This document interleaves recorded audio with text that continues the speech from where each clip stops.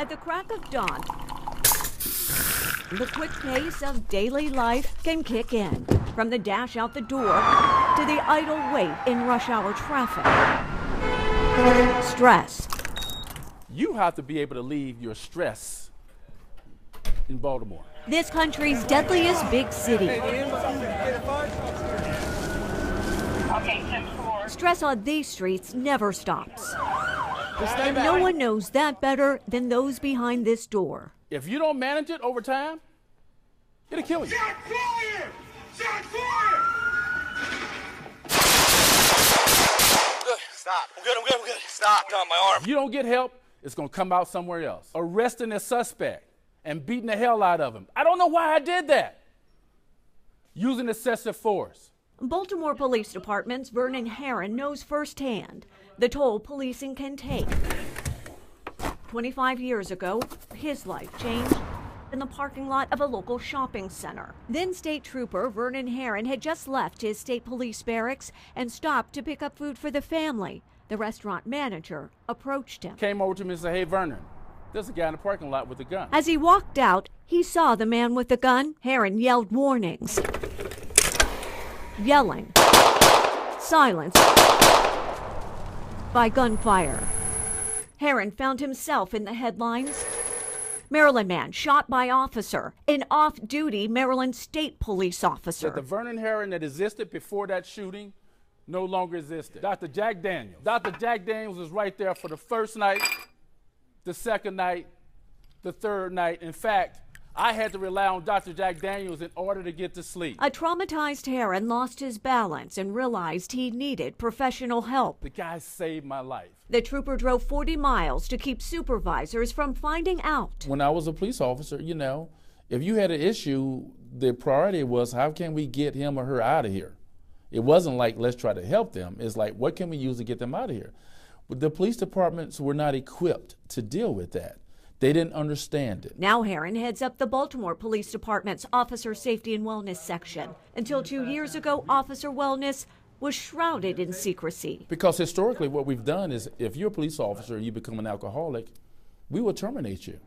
You know, if you're having domestic problems at home, we'll tell you don't bring those personal problems here to the police department. And heaven forbid if you talk about suicide, you know. If you talk about suicide, then we're definitely going to try to get rid of you. A report published this year found more officers committed suicide in 2017 than died in the line of duty, 140 compared to 129. Alcoholism has also plagued police. One study found up to 23% of officers surveyed abuse alcohol. That's 3 times the national average. There's not a day that goes by that I somehow don't think about alcohol or drinking again.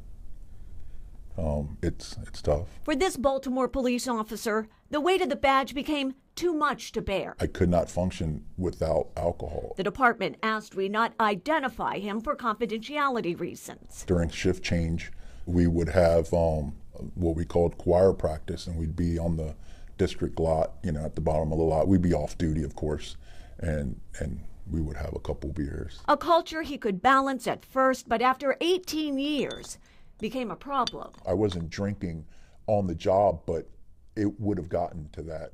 There were times where it was just so stressful. I was like, man, I need a drink. I can't wait to get off work. Studies have found the constant exposure to stress can lead officers to abuse alcohol, especially if they suffer from PTSD, post-traumatic stress disorder. Police are 6 times more likely to suffer from PTSD than the general public. Every other call you go to, you know, people are cursing you out, and or you got to deal with just stressful situations.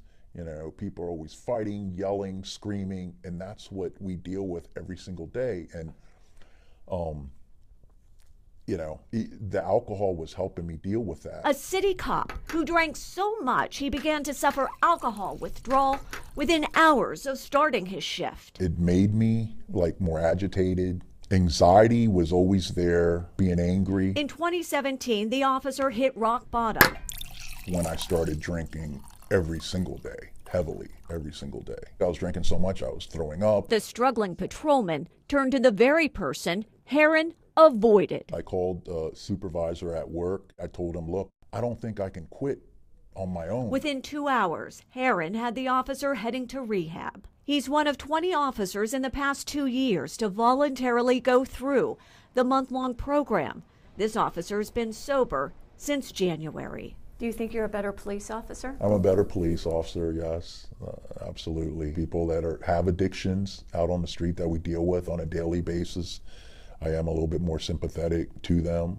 I look at them and I see myself, 7, 8 months ago. An officer who once policed city streets agitated, angry, and anxious, now showing signs of empathy and patience. We're just normal people, that just happen to choose this profession.